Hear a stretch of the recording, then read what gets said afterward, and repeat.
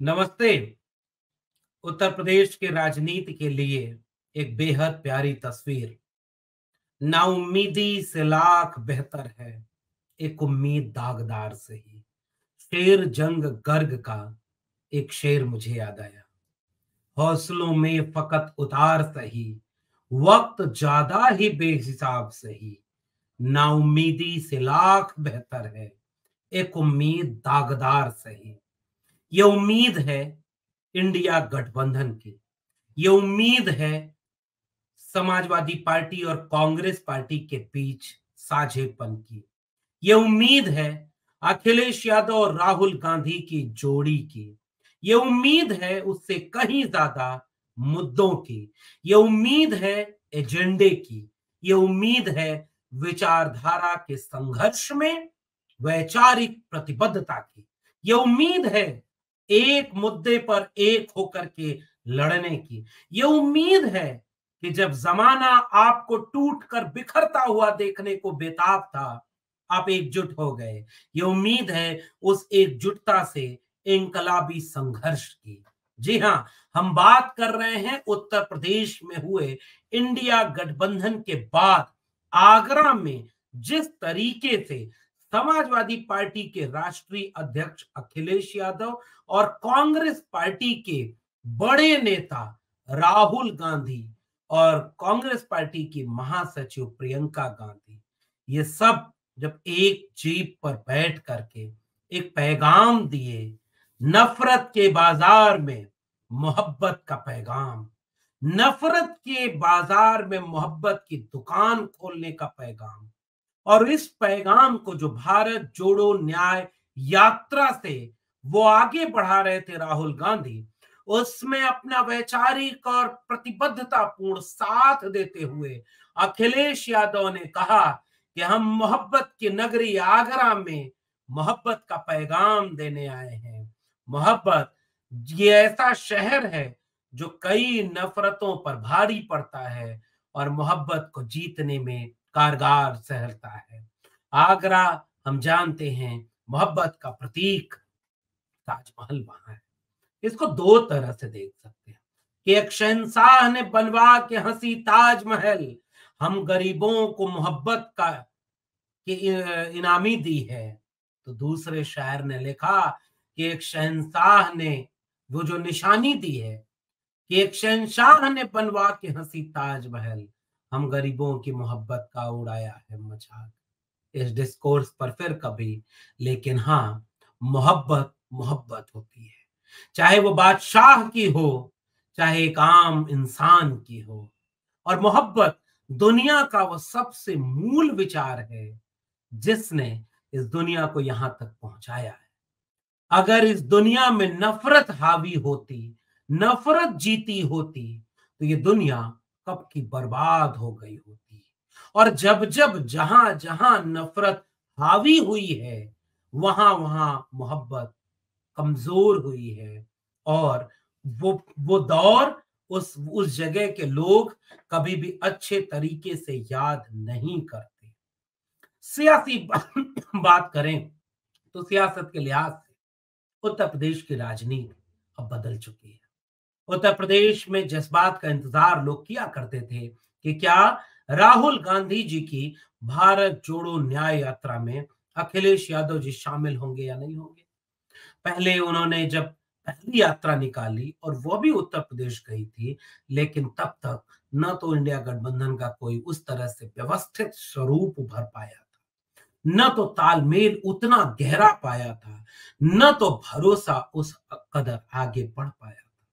लेकिन अब जब फरवरी के 25 तारीख को ये यात्रा जब आगरा पहुंचने वाली थी, तो अखिलेश यादव इसमें शामिल हो। इशारा उन्होंने पहले ही कर दिया था जब यात्रा उत्तर प्रदेश आई नहीं थी। एक बार पत्रकारों ने अखिलेश यादव से पूछा कि आप यात्रा में जाएंगे कि नहीं। उन्होंने कहा कि बहुत बड़े बड़े काम होते हैं, अभी तक कोई निमंत्रण तो आया नहीं। फिर कांग्रेस की तरफ से आया कि भारत जोड़ो न्याय यात्रा जैसे ही उत्तर प्रदेश में पहुंचेगी, हम सभी लोगों को जो इंडिया गठबंधन के साथ हैं, सबको आमंत्रित करेंगे। फिर अखिलेश जी की तरफ से एक ट्वीट आया, एक उनका पत्र आया कि हम अमेठी या रायबरेली में इस यात्रा में शामिल होंगे। लेकिन उसके बीच फिर से पेच फंसा जब गठबंधन में सीटों का तालमेल नहीं हो पा रहा था। सीटों का तालमेल हुआ और उसके बीच में जब उनसे पूछा गया, अखिलेश यादव ने साफ कहा कि जब सीटों का तालमेल हो जाएगा, हम यात्रा में शामिल हो जाएंगे।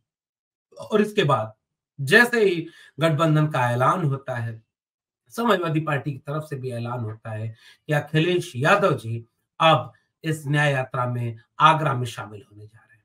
और आगरा से एक पैगाम दिया गया, एकजुटता का पैगाम, जनता के भरोसे और यकीन का पैगाम। जनता का अथाह समुद्र अपने इन नेताओं के साथ खड़ा था, लेकिन मीडिया उसे उस तरह से नहीं दिखाएगी। कल्पना करिए कि जिस समय देश की राजनीति में सब लोग सड़क पर हैं, नीतीश कुमार जी ने पलटी मारी और वो बीजेपी की तरफ चले गए और उस जब उनका भतीजा अपनी यात्रा लेकर सड़क पर उतर गया। जन विश्वास यात्रा, और जन विश्वास यात्रा में तेजस्वी यादव को अथाह अपार जन समर्थन मिल रहा है। कल तक यही भीड़ जब नरेंद्र मोदी की रैलियों में हुआ करती थी, तो यही टेलीविजन चैनल इस बात का ढोल पीटा करते थे कि लहर आ रही है, आंधी आ गई, सुनामी आ गई। तो नहीं कुछ, तो तेजस्वी यादव और राहुल गांधी और अखिलेश यादव की यात्रा में जो आई है भीड़, उसका सम्मान करते हुए सुनामी नहीं तो सैलाब ही कह देते, कुछ तो कहते। लेकिन आप गौर करेंगे, या तो मीडिया इस भीड़ को नजरअंदाज कर रहा है, या मीडिया इस बात को लेकर के उपेक्षा और अवहेलना की बात तक चला जा रहा है कि ऐसा कुछ भी नहीं है। लेकिन उत्तर प्रदेश में राहुल गांधी की यात्रा को जितना समर्थन मिल रहा है, जिस कदर समर्थन मिल रहा है, जिस तरीके से समर्थन मिल रहा है, यह समर्थन चाहे वो बनारस में हो, चाहे इलाहाबाद में हो, लखनऊ में हो, कानपुर से लेकर मुरादाबाद में हो या आगरा में हो, ये समर्थन आप यूं कहें कि भीड़ देखने केवल आई है, वोट उन्हें नहीं देगी, तो यह तो अतिरेकी बात हो गई। ऐसा होता नहीं है असल में। माहौल जब बनता है, जनता आपके साथ खड़ी होती है, तो जनता इस बात के साथ यूं ही नहीं खड़ी हो जाती और हर जिले में कि कोई बड़ा नेता आ रहा है हम उन्हें देखने जाएंगे, ऐसा कतई नहीं होता। यह सब कुछ जब होता है तो इस तरीके से होता है कि आप यह देखें कि नहीं, जनता के साथ खड़े होने का मतलब यह है कि जनता अपने नेता पर यकीन करती दिख रही है, जनता अपने नेता को सुनता हुआ देख रही है, जनता अपने नेता की बात खुद सुन रही है। और जब उसे यह यकीन हो जाता है कि उसके दर्द में उसके नेता की जबान शामिल है, उसके आंसुओं के साथ उसका अपना नेता खड़ा है, तो एजेंडे पे आधारित ये एकजुटता एक उम्मीद पैदा कर देती है। अब इस बात को यहां से देखा जाए कि इस गठबंधन के मूल में क्या है, इस गठबंधन के मूल में चीजें कैसे बन रही हैं, इस गठबंधन के मूल में कैसे चीजें आगे बढ़ रही हैं। इस लिहाज से अगर हम बात करें तो हम ये बात कहना दीगर समझते हैं कि आखिर यह गठबंधन केवल दो नेताओं या दो दलों मात्र का नहीं है। इस बात को यहां से समझना बहुत जरूरी है। ये गठबंधन केवल इंडिया गठबंधन में दो चार सीटें हो जाएं, दो चार सीटों के जरिए 10 15 20 सीटों पर कौन चुनाव लड़ेगा, कौन नहीं लड़ेगा, 17 सीटें कांग्रेस को दे दे, 19 सीटें कांग्रेस को दे दे, 60-65 पर बीजेपी के खिलाफ समाजवादी पार्टी लड़े, केवल इसी सीटों की गुणा गणित का गठबंधन नहीं है और उत्तर प्रदेश की चुनावी राजनीति को बदलने की गुंजाइश रखने वाला एक गठबंधन है। और ये बात मैं क्यों कह रहा हूं, इसको अभी मेरी पूरी बात आप जो सुनेंगे तो आपको भी यकीन होगा। तो क्यों ये बात कह रहा हूं कि ये केवल दलों का गठबंधन नहीं, दिलों का गठबंधन है। दिल किसका? विचारधारा का। अरसे बाद भारतीय राजनीति में उत्तर भारत एक वैचारिक आलोड़न देख रहा है, एक वैचारिक तेवर देख रहा है, एक विचारधारा पर कमिटेड नेताओं को सुन रहा है। आपको याद है, जिस समाजवादी पार्टी के ऊपर यह आरोप लगाया जाता रहा और आज भी कई बार लगता है कि उसने प्रमोशन में रिजर्वेशन का बिल फाड़ा, उसने कई काम ऐसे किए जिससे कि लगता है कि सामाजिक न्याय की विचारधारा नहीं, वो उसके खिलाफ है। जिस कांग्रेस के ऊपर यह आरोप लगता रहा है और कई जगह पर यह आरोप साबित भी होता रहा है कि वो मंडल के लिए दिल से तैयार नहीं थे, मंडल के विरोध में थे। वो जाति जनगणना के उस तरह समर्थन नहीं करते थे। दलितों, पिछड़ों, आदिवासियों की राजनीति को वो जातिवादी राजनीति कह करके जो आरोप समाजवादी पार्टी के ऊपर लगाया जाता रहा, जो आरोप कांग्रेस पार्टी के ऊपर लगता रहा, जो आरोप कल तक तेजस्वी यादव और लालू यादव की पार्टी आरजेडी के ऊपर लगता रहा कि ये तो कुछ जातियों की पार्टियां हैं, इन सारे आरोपों को किनारे करके वैचारिक प्रतिबद्धता के साथ उत्तर भारत को इन तीन नेताओं ने बदल कर रख दिया है।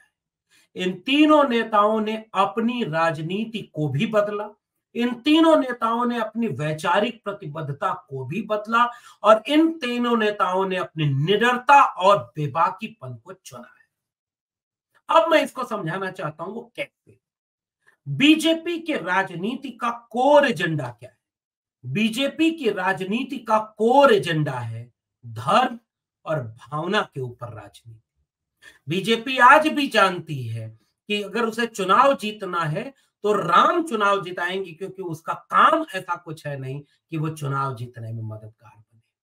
तो राम के नाम पर जो आस्था की भावना का संसार विकसित किया गया, कस्तूरी कुंडल बसे मृग ढूढ़े बनमाए और ऐसे घट घट राम है दुनिया देखे नाई। तो जो घट घट राम थे उसे पहले बाहर रखा और उसके नाम पर एक पॉलिटिकल मोबिलाइजेशन, एक पॉलिटिकल स्लोगन, एक पॉलिटिकल इवेंट और एक पॉलिटिकल माइलेज लेने की कोशिश। और वो माइलेज लेने में जब उस फकीर को लगता है कि थोड़ी बहुत कमी बेसी है तो समुंदर के नीचे उतर गया कैमरा लेकर, वहां से लोगों को कहेगा कि देखो कितना बड़ा भक्त हूं, कितना बड़ा पुजारी हूं मैं, कितना बड़ा धार्मिक हूं मैं, कितना बड़ा आस्थावान हूं मैं, क्योंकि काम तो मैंने कुछ ऐसा किया नहीं कि जिसको मैं गिनवाऊं और यही बोल के जाऊं कि तुमने 10 साल इस देश की जनता आपने हमें वोट दिया, हमने देखो X Y Z A B C क ख ग ये वाला काम आपको करके दिखाया। जो कहा था, जो जो काम कहा था करने के लिए वो सारा काम देखिए। नंबर 1, नंबर 2, हमने कहा 2 करोड़ रोजगार देंगे, 5 करोड़ दे दिया प्रति वर्ष। हमने कहा था 15 लाख आएंगे, 20-20 लाख एक अकाउंट में है, देखिए ये डिटेल है। हमने कहा था 100 स्मार्ट सिटी बनेंगी, हमने देखिए 500 बना दी। हमने कहा था 100 स्मार्ट गांव बनेंगे, हमने 1000 गांव स्मार्ट बना दिए। हमने कहा था कि अच्छे दिन आएंगे, बुलेट ट्रेन चलेगी, आजकल लोकल ट्रेन सब बंद करनी पड़ गई क्योंकि हर जगह बुलेट ट्रेन चल रही है। हमने कहा था कि पेट्रोल और डीजल का दाम घटाएंगे, महंगाई की मार कम कर देंगे। अब ये देखिए पेट्रोल 35 रुपया लीटर बिक रहा है और डीजल तो 15 रुपया में एक लीटर फ्री मिल रहा है। हमने कहा था कि आपके रुपए की कीमत डॉलर की तुलना में बढ़ाएंगे, ये देखिए $1 अब 40 रुपए का हो गया। ऐसा कुछ तो आप गिनवा नहीं पाए। हमने कहा था कि लाल आंख करके चीन को देखना चाहिए, ये देखिए आधा चीन हमने कब्जा लिया है। हमने कहा था कि पाकिस्तान को लव लेटर लिखना बंद कर देना चाहिए, हमने देखिए इतना काम पाकिस्तान के खिलाफ किया कि बर्बाद हो गया। X Y Z A B C D काम जो बोला था वो अगर गिनवाने का होता तो बीजेपी लड़ती, लेकिन काम नहीं है तो राम है। इस धार्मिक गोलबंदी को अगर चुनौती कोई दे सकता है तो वो सामाजिक रूप से वंचित शोषित हजारों साल के लोगों की जो गोलबंदी है, किसान कामगार की गोलबंदी, दलित पिछड़े आदिवासी की गोलबंदी, मजदूर और महिला की गोलबंदी, इस गोलबंदी को उत्तर भारत में 3 नेताओं ने पूरी ताकत से पकड़ा। और इसलिए मैं कह रहा हूं जाति जनगणना एक लिटमस टेस्ट है। जाति जनगणना ये सवाल पूछेगी कि भाई तुम धर्म के नाम पर राम राज बनाना चाहते, लेकिन क्या तुम ये नहीं चाहते कि देश के 500 कुलपतियों में 250 कुलपति ओबीसी हो, या 500 कुलपति में से आप मान के चलो 450 कुलपति एससी एसटी ओबीसी हो, 500 बिजनेसमैन में से 450 बिजनेसमैन एससी एसटी ओबीसी हो, 500 जो है प्रोफेसर में से 480 प्रोफेसर एससी एसटी ओबीसी। क्या ये राम राज्य की कल्पना नहीं है? क्या ये राम राज्य की कल्पना नहीं है कि वंचित शोषित कमेरा लोगों को उनका हक मिले? और हक कैसे मिलेगा जब तक जाति जनगणना नहीं होगी? और जाति जनगणना नहीं होगी तो आर्थिक न्याय कैसे होगा? और सामाजिक और आर्थिक न्याय नहीं होगा तो राजनीतिक न्याय लेकर क्या करेंगे? और इस विचारधारा और इस एजेंडे पर उत्तर भारत के 3 नेता आज की तारीख में खड़े, तेजस्वी यादव, अखिलेश यादव और राहुल गांधी। आप राहुल गांधी के भाषणों को सुनिए, आप उनको वहां पर पूछते हुए, आंख में आंख डाल करके पूछते हुए मिलेंगे कि 100 रुपए में से 5 रुपए का निर्णय, 6 साढ़े 6 रुपए का निर्णय इस देश के 90% आबादी के लोग कर रहे हैं, तो बाकी 95 रुपए का निर्णय कौन कर रहा है? ये है असली न्याय। और इसलिए सामाजिक न्याय, आर्थिक न्याय और लैंगिक न्याय की बात करते हुए राहुल गांधी ने भारत जोड़ो न्याय यात्रा निकाली। और जब गठबंधन में अखिलेश यादव उसी मंच पर खड़े हुए तो उन्होंने कहा कि पीडीए ही एनडीए को हराएगा। और पीडीए का मतलब क्या है? पिछड़ा, दलित, आधी आबादी और अल्पसंख्यक। तो ये जो पिछड़ा, दलित, आधी आबादी और अल्पसंख्यक है, ये तो 90% हो गया, और भी ज्यादा हो जाएगा। तो 90% लोग अगर इस देश में अपने हक अधिकार से वंचित हैं तो किस बात का राम राज्य और किस बात की सरकार? और यही जो है, यही सवाल लेकर के जनता के बीच उतरा है बिहार का एक नेता जिसका नाम है तेजस्वी यादव। तो मेरा मानना है कि इन मुद्दों पर हुई एकजुटता से, विचारधारा पर हुई एकजुटता से, बाबा साहब डॉक्टर भीमराव अंबेडकर के संविधान बचाने की एकजुटता है। और इसलिए इस एकजुटता को केवल कुछ सियासी दलों का, कुछ नेताओं का गठबंधन नहीं माना जाना चाहिए। अभी ये बात कही नहीं जा सकती पुख्ता तरीके से कि ये गठबंधन चुनाव में कितना कामयाब होगा, कितनी सीटें आएंगी, अभी इसका कोई दावा कोई नहीं कर सकता। मगर जिस लड़ाई को लड़ा जाना था, जिस जमीन पर लड़ा जाना था, अब उस जमीन पर खासकर उत्तर भारत की राजनीति आ गई है। और वो जमीन है सामाजिक न्याय की जमीन, वो जमीन है संविधान की जमीन, वो जमीन है समाजवाद की जमीन। और संविधान और सामाजिक न्याय की जमीन पर संविधान बचाने की एकजुटता उत्तर प्रदेश और बिहार में बीजेपी के सामने सबसे बड़ी चुनौती बनने जा रही है। जो पीडीए ही एनडीए को हराएगा, जो सामाजिक न्याय ही एनडीए को हराएगा, संविधान बचाने का वादा ही एनडीए को हराएगा। मुझे लगता है कि इस यात्रा ने वह आत्मविश्वास लोगों को दिया है। अच्छा, अब नीतीश चाचा या जयंत चौधरी जैसे लोगों के दिल पर क्या बीत रही होगी, इसे आपको भी समझना चाहिए। नीतीश जी कहते थे कि इंडिया गठबंधन में अलायंस नहीं हो रहा है, इसलिए बीजेपी में हम जा रहे हैं। अब इंडिया गठबंधन अलायंस कर लिया और आंख में आंख डाल करके सड़क पर पूरे तेवर के साथ उतर गया। कैसा महसूस हो रहा होगा चाचा को? चाचा ने ये देख नहीं सब कसमसा रहे होंगे कि यार जो दिन हम देखना चाहते थे वो दिन इन बच्चों ने, इन युवा नेताओं ने ला तो दिया। जयंत चौधरी जी क्या महसूस करेंगे जिन्होंने दिल हार दिया था कि हाँ, जो तेवर अखिलेश यादव का है, जो तेवर राहुल गांधी का है, जो तेवर तेजस्वी यादव का है, वही तेवर तो जयंत चौधरी का हुआ करता था, वही तेवर तो नीतीश कुमार का हुआ करता था, वही तेवर तो ओम प्रकाश राजभर का हुआ करता था। क्या बीत रही होगी इन दृश्यों को देखकर? इसके आधार पर कहा जा सकता है कि अपने हक और अधिकार की पहली लड़ाई इस गठबंधन ने जीत ली है, जो जनता के दिल में उतरा है। विचारधारा और एजेंडा, इन दो चीजों को लेकर के ध्यान से इस बात को समझना जरूरी है।